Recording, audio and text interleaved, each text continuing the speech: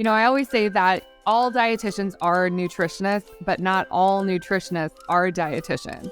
There's actually very knowledgeable, incredible people out there who don't necessarily have that RD credential.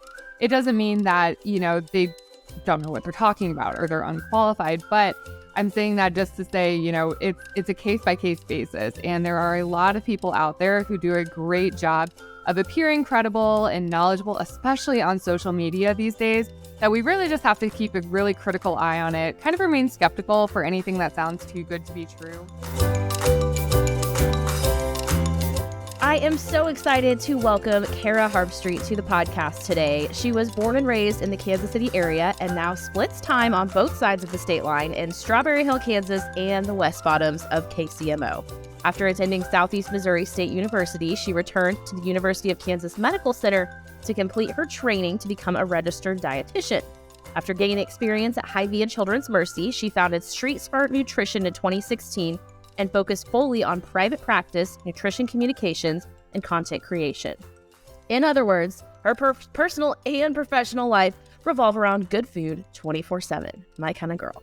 She's now the author of several cookbooks, a regular contributor to print and digital media outlets, and stays booked and busy with speaking engagements, consulting projects, and her active social media channels and blog. When she's not singing the praises of fearlessly nourishing meals and a non-diet approach, you'll find her caring for community cats in the West Bottoms, exploring running trails and restaurants around Kansas City, or breezing through the B terminal of the new beautiful airport on her way to her next adventure. Cara, welcome! Hello, and thanks so much for having me. Thank you for being here. I've been following you on TikTok for what seems like forever, so it's so fun to kind of meet it, quote unquote, in person and get to know each other. Your approach to nutrition is so refreshing and like free of guilt and shame and just like matter of fact. I love it. What was your journey to get to that point? Like, did nutrition always come this easily to you, or were you a part of diet culture early on as well? Well, early on, you pretty much nailed it. Going through my formal education to become a dietitian and with my background in sports, my initial interest in nutrition was really from the performance perspective. I was really interested in, just fueling my body. But the way that kind of twisted and turned really did land me in a place that was pretty entrenched in diet culture. So for anyone listening who's not familiar, we're immersed in it day in, day out. It's this idea that, in order to be healthy, you must be thin. In order to have a healthy lifestyle, you must always be in pursuit of weight loss. And once I started working as a dietitian, I was kind of having these revelations on both a personal and professional level that, the way we've always done things just has not been working. I was hitting frustrations both in my clinical work, working with clients and patients who were feeling those same frustrations of just trying diet after diet, and nothing was working for them long term. On my end as well, kind of taking a closer look at my own relationship with food and body image and movement and exercise. And all of that really, kind of had this light bulb moment when I started really working more closely with other dietitians. So I definitely did not get there on my own. It was kind of this long and winding journey, and really just learning and absorbing a lot from dietitians who had been doing this work in the space for much, much longer. And of course, the roots of a non-diet approach really come from, anti-oppression work and fat activism. And so in realizing that was much more aligned with my personal values, it just no longer felt right to try to, work in this professional capacity in a way that just didn't line up. In addition to that, I started getting a lot more into the research and the science behind it, and really just saying that there wasn't as compelling of a story to keep promoting these restrictive diets as there might have been, early on before I knew any better. So all of that to say, I've still been, working on it myself. We kind of call it a journey for that reason, because it's constant, right? When we're surrounded by diet culture every day, you have to keep building that resiliency and really kind of just sticking to your own journey. Yeah, and all of science is like this, but maybe particularly nutrition, where there's big swings in like what the consensus is. Like, and sometimes maybe it's data-based and sometimes it's not. So how, it seems like in the nutrition community, there's a really wide range of beliefs too. And you all are certified, but one person's saying this and one person's saying that. Like, what is that dynamic like? And how do you figure out where to get your information from, I guess? It's tough. I mean, it is a very saturated space at this point, both on the academic, the data and the literature side, as well as just who's out here talking about these topics. And, I always say that all dietitians are nutritionists, but not all nutritionists are dietitians. So if you're out there and you're trying to figure out who to listen to or who's credible, who, has the training and really knows what they're talking about, I always recommend looking for someone who either has that registered dietitian or RD credential, or at least someone who's got some other, certification or formal education in the space. And to be honest, I've really softened my approach to that. In the past, it was much like all dietitians all the time. If they're a dietitian, then, don't give them the time of day. But in working for, a little bit longer in this area, I've kind of learned there's actually very knowledgeable, incredible people out there who don't necessarily have that RD credential. It doesn't mean that, they don't know what they're talking about or they're unqualified, but I'm saying that just to say, it's a case by case basis. And there are a lot of people out there who do a great job of appearing credible and knowledgeable, especially on social media these days, that we really just have to keep a really critical eye on it, kind of remain skeptical for anything that sounds too good to be true. And like you were saying, with as much information that's out there, almost anybody can find some sort of publication or paper or statistic that will support their ideology or their view of things. But at the same time, we kind of zoom out and look at the bigger picture, and we have to overlay that data coming out of the scientific world into the realities of what it means to be a free living human who's not cooped up in a metabolic lab. When we look at this information, we really have to factor in other things like, your budget, your taste preferences, your culture and background, the household and other family members that you might be living with and trying to feed, as well as yourself. So once we start to lay in all those different factors and considerations, you can see how nuanced and complex it can get very, very quickly. And that's where I think the value is, again, a case by case basis, even day to day or meal to meal. That's where my approach to nutrition has really shifted away from these one size fits all approaches or, making these claims that should generally work for everyone, and really just looking at, again, that nuance and context and everything else that's important. I love that. Like, what's nourishing for me in this situation at this hour today? That's awesome. So for people that aren't familiar, when we say diet culture, what does that even mean? Because as I've watched your videos and other people and I've learned, I'm like, diet culture encompasses so much more than you think. Like, one example that I think you maybe have posted about is like the Whole30. Like, you think it's dressed as this beautiful, healthy thing, but it can be really toxic also, even though you are eating good whole foods. It's like the mindset behind it. So what do you mean when you say diet culture? Yeah, it's so tricky to define because it is like a moving goalpost, right? Like each and every day we find some new iteration of what quote unquote diet culture could be. And I kind of mentioned it earlier. A lot of it does have to do with intentional weight loss or these restrictive diets. And that is such a slippery slope because we aren't denying at all that, some of these diet approaches can result in weight loss, right? I think we've seen that proven time and time again. But the challenge really becomes what out of that diet is really sustainable long term. Any of those habits or behavior changes that do result in weight loss, is that something that you can keep up indefinitely for the rest of your life? When we say long term, we're talking beyond that 6-month follow up in a study or beyond the 2 to 5 years that, is kind of where it maxes out for most of the studies out there. So when we say diet culture, we're really talking about this all-encompassing attitude or belief system that's attached to that. And so when we start to dismantle diet culture, we're really examining our interpersonal beliefs and attitudes towards food. It also gets into the fitness side of things. So looking at, what are some of our beliefs around the pursuit of these healthful behaviors. And really, when it comes down to it, if we were to get just very candid and really honest about the roots of diet culture, a lot of it is rooted in ableism in the form of healthism, this belief that health is a moral obligation. And that is just, patently false and not applicable to a lot of folks out there.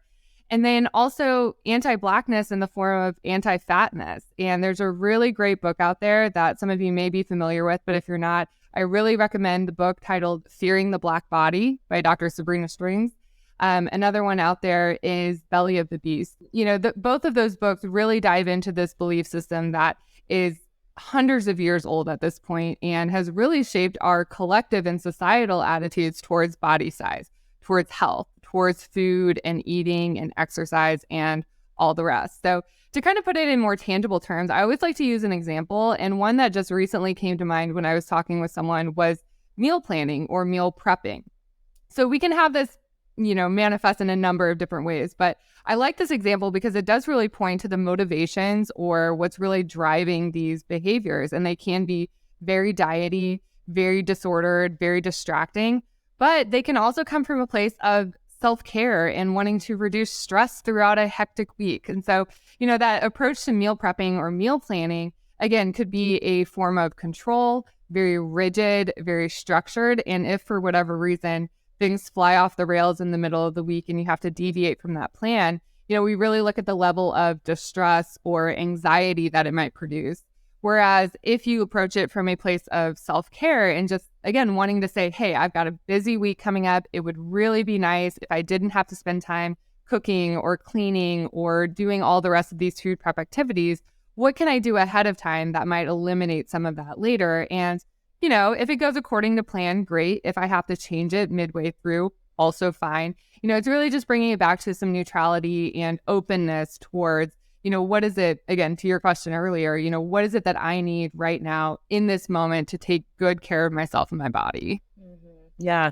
I grew up like totally steeped in diet culture all the way through into my mid-20s, like the queen of all the Beachbody programs and the diets and the plastic cups and the restriction, and I would lose a ton of weight sometimes, and then it comes back, and I, after like taking in content from people like you and learning, have come so far with it. Not that long ago, I meal prepped for the first time in a while just to like have nutritious food for my body all week, and I was like putting a carb in my meal container, and I was like, this feels a little naughty, but also it felt like I almost cried. Like it felt so kind to myself to be like, here are like wholesome foods that are going to make me feel full and satisfied all week. And it's like, I'm sure for you, that's like the win, is when you see people make that jump from like meal prepping to restrict to like, hey, how can I take care of my body this week? Is that is that your favorite part of your job?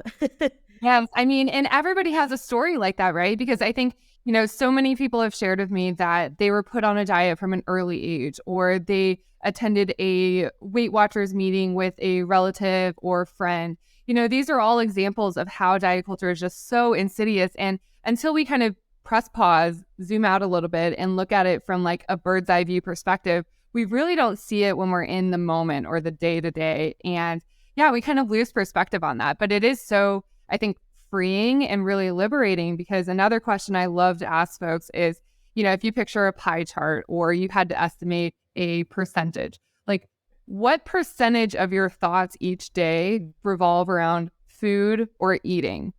And it's not necessarily an inherently negative thing to say, oh, I think about food a lot, like, 50%, 60%, whatever it might be. But if that's disruptive or distracting or somehow impairs your ability to be present and focused in these other important areas of life, then we start to say, okay, well, where can we fine tune this a little bit? How can we make this work better for you? It seems like this is a little disruptive to be so distracted with these thoughts about movement or planning your meals or looking up the menu at a restaurant because you feel anxious not knowing what's coming. Those are all examples. And again, there's a lot of nuance within that as well, but that's a good starting point to just, if you're curious about your own relationship with food or want to kind of start digging into some of these questions, we just say to approach it with curiosity and openness, right? There's no right or wrong answer. That type of binary thinking is also reflective of diet culture, that there is one right way to do things. And so that curiosity can sometimes open a lot of baggage, a lot of really deeply entrenched beliefs. And the process takes time. So curiosity and patience is sometimes the best attitude to bring to any kind of reflection around that. I also grew up really religious, and deconstructing my religious beliefs feels the same as deconstructing my diet beliefs and my food beliefs. Like it feels like the same process. And it's like, yeah, you pull at one string and it's like, oh, no. I didn't mean for that many things to unravel right now. Like, for sure. And I actually was talking to my therapist not that long ago, and she made that connection. And I was like, you are right. Because I was kind of venting to her about someone in my life that I love, that I was like, I'm so tired of hearing them talk about their body and their weight and their diet. And like, I'm so sad for them that that's all they think about. And she was like, well, that's not your responsibility. That's like, you sound like a person that's trying to like convert someone else's religion. And I was like, oh, so how do you balance that of, having this freedom with food and you want everyone to have it, but not everyone wants it? Like, how do you handle that in your own personal life? It's tough. I mean, like I said earlier before we started recording, I grew up in a pretty rural area. My dad has all these little sayings and whatnot. And I always think of like, you can lead a horse to water, but you can't make them drink. And I always have thought of that in my approach now, especially in one-on-one conversations. In my role as a dietitian, I don't think it's my job to be the food police. It's not my job to be, the angel or the devil on your shoulder, directing your conscience or your choices or anything like that. But what I can do is share information, right? Like I can help you feel more empowered or confident in whatever ultimately is your choice about what you do to nourish or take care of your body. And if you have questions or concerns, I can be your sounding board. I can be your teammate. I can be that support system if everyone else in your life is still entrenched in diet culture. And so that's kind of the role that I've taken on, most recently in both one-on-one work, a lot more of the professional work that I've been doing outside of private practice. But again, it really is about information, because when you start to look at, past histories and personal experience, we talked about kind of that clinical data or the evidence coming out of the scientific world. But I also remind people, you yourself have a ton of lived experience, and that's also a data point. So if we really start to look at that with that curiosity and openness, again, it can be really interesting to start to say, hey, what kind of information have I picked up? What kind of patterns am I seeing? What choices do I want to make that do align with my personal values and kind of reduce some of that tension or anxiety around food choices? Because again, we eat hopefully at least 3 meals a day. We kind of get into, again, we're tugging at these strings, and it connects to things like food scarcity and nutrition insecurity and the cost of living these days. But, if we're eating regularly, each and every time we sit down, there's a set of decisions to be made about what we're having, how much we're having, how we approach that meal, who we're eating with, just an infinite number of factors. And so, again, the information piece I think is so empowering. And that is one of the big wins too, when someone feels like, okay, I made a choice that I feel good about. And kind of removing, again, all of this moral judgment and just saying, I feel good about this in the sense that, it's relaxed, it's flexible, it's more fluid, and not nearly as detrimental to your overall relationship with food. Yeah, I love that. Specifically being here in Casey, in the heart of Midwest, very Midwest culture, does it make it harder or easier for us to move more towards intuitive eating than like maybe someone that lives in a major coastal city? It's interesting. Yeah, I would probably answer this differently early on, but now that I've traveled a little bit more extensively, both for just work and personal vacations, it's been really interesting to see that there's a lot of similarities. I'm not sure if it matters at this point, where you're located in the United States, or, if it's rural versus urban or suburban. I think, these attitudes show up in things like, calorie counts on restaurant menus, or public policies that trickle down to the school nutrition and what's served in the lunchroom. That's kind of, I think, something that's showing up in almost every community everywhere. But I do think there are certain, maybe regional nuances and things like that. I always think, again, growing up in kind of rural Midwest America, one of the things was like family meals. That was always really important, was sitting down all together. But to go along with those family meals, the expectation was like, clean your plate, finish everything that you've been served. Don't waste anything. All of this stuff really influences our beliefs and relationship with food from a super early age. I mean, I have folks saying as young as, 3, 4, 5 years old, they've remembered these experiences around food. And so I think, when we look at things like that, this expectation that, you don't waste anything, I think that's another really good example of how you might hold this personal value that could be at odds with how you approach this new way of eating. Those things can be in opposition to one another. You might feel tempted to finish your plate even if you're already full, or even if you're already feeling satisfied. But because early on you were coached to finish your plate, clean your plate club, don't waste anything, Those two things might be one of the areas, for example, that a client and I might work with one-on-one to really say, okay, what would your decision-making matrix start to look like if you tuned out what all of diet culture is trying to get you to do instead? So I went to Spain for a couple of weeks in March, and I was blown away at how differently they eat than us. Like just the culture around it, the timing of it, the portions, all of it. Is there a part of the world that you look at as like, oh, they have it figured out, like they have such freedom with food and nourish themselves so well? Or is it like the grass is greener on the other side no matter where you are?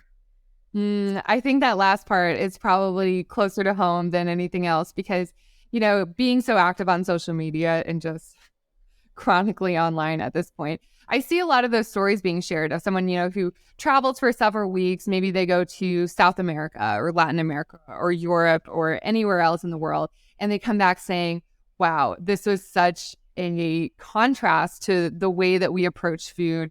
And I think it has to do with a couple of things. I mean, when you're in a traveling mindset, especially on vacation, I mean, your whole approach to eating is not necessarily driven by the fact that I'm going to eat like this every day for the rest of my life, right? Like we want to have these new experiences. We want to be exposed to different things. And on top of that, we're also usually much more active, right? Especially European cities or some of these places that have more open transit options. We're not in a car or sitting at our desk or, otherwise immobile for much of the day. And so I don't necessarily know that there's a region or area that has it all figured out. But I do think we can glean some lessons from some of these cultures around the world. These are things like, the mindfulness, the family meals, the importance of satisfaction and flavor, using, culturally significant ingredients or traditional recipes. I think preserving some of those things within our now very Americanized approach to eating would actually do a great deal of good because, again, if we reflect back on those earliest experiences with food and eating, I don't necessarily think it's a very American approach to emphasize things like, was this meal filling and satisfying? What did you like the best about it? What would you change? Are there culturally significant things about it? What's important about this meal to you? And so it's been interesting. I feel very fortunate that I have had the opportunity to travel as much as I have and experience and be exposed to some of these different things. And I think, again, bringing back just little pieces of whatever we see there that we think could apply to us here. Yeah, absolutely.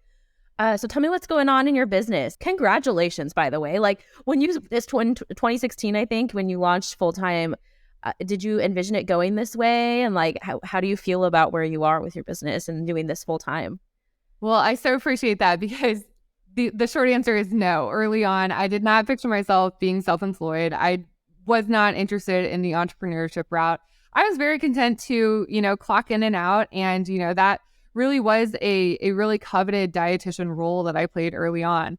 Through a series of changes, both on the personal side and the professional side, I kind of landed here. And thankfully, it was a soft enough landing to kind of get back on my feet and really establish what it is that I do now, which I am thrilled to do. I mean, every day I wake up and it's something different. There's no such thing as routine, but it is very consistently busy. And for that, I'm extremely grateful. So in my business at this point, we're heading into summer, which ironically is a little bit slower. I think we kind of mirror some of the other seasons of the year where it seems like, January, super busy, right? Everyone is coming off the holidays, lots of questioning with your relationship with food and body image and all the rest. And then we also have our spring event season. And so we're just coming out of that right now. Here we are recording in May and heading into the summertime. I really put a lot into my blog this past year. So launched into YouTube, looking at developing more evergreen content that can really sort of feed the business year round. And then we're prepping for some big events in the fall. So we always have a few events on our calendar that I kind of need a chance to catch my breath before we get all riled up with that again. Absolutely. Okay, I have two more questions for you. This one is one I ask everyone that comes on the podcast, but I'm particularly excited to ask you, what is a great meal you've had recently in Kansas City?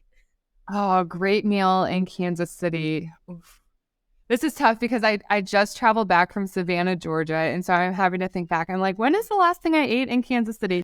So Truthfully, a lot of the great meals I have in Kansas City take place right at home. And I don't say that to be, I want to be humble about the fact that we do try to cook a lot at home. We're still very budget conscious. And although I love exploring new restaurants, it is one of those things where we just genuinely enjoy cooking at home. So recently, I'm going to give a tiny shout out to Blackstone. My partner had a birthday recently, and so we invested in one of those. It was gifted to us, and we got all the, tools and all the accessories and things like that. So last night we had some family members come over and we cooked a really delicious meal that I actually pulled from my blog, but it's an esquites inspired Mexican street corn and rice bowl. And we did some, chicken thighs with the skin on, and it got nice and seasoned and crispy. And we had some grilled veggies to go with it. And we did a round of cocktails, and it was just perfect weather. The bugs aren't really out yet. It's not as humid as it's going to be. And we just enjoyed a great meal together out on the patio. And that really stands out as far as recent meals that I've really enjoyed in Kansas City. I love that. Okay, which brings me to my last question. Where can people find you and all of these recipes and all the good details? Well, I'm so glad you asked because I'm more than happy to share. The name of my blog is Street Smart Nutrition. So just streetsmartnutrition.com. And then on all of the socials, you'll find me as streetsmart.rd. So that's Instagram, Twitter to a lesser degree, obviously TikTok, which is how we first met. And now the most recent and exciting one is YouTube. So if you're interested in some of those longer form videos or getting into, tutorials for some of these recipes, that's where I'm sharing some longer videos. Awesome. Cara, thank you so much. This was so fun. I could sit here and talk to you about this for hours, but I will let you get back to your busy schedule. Well, thanks so much for having me. Love the conversation and so happy to connect with other people in Kansas City. Yes, love it. All right. Thanks, guys. See you next time. Thanks so much for joining us today. If we haven't already, let's connect. You can find me on Instagram, Facebook, YouTube, Pinterest, LinkedIn, and TikTok at Rach the Realtor KC. We're back right here every Thursday morning with a new guest on Connecting KC. See you next time.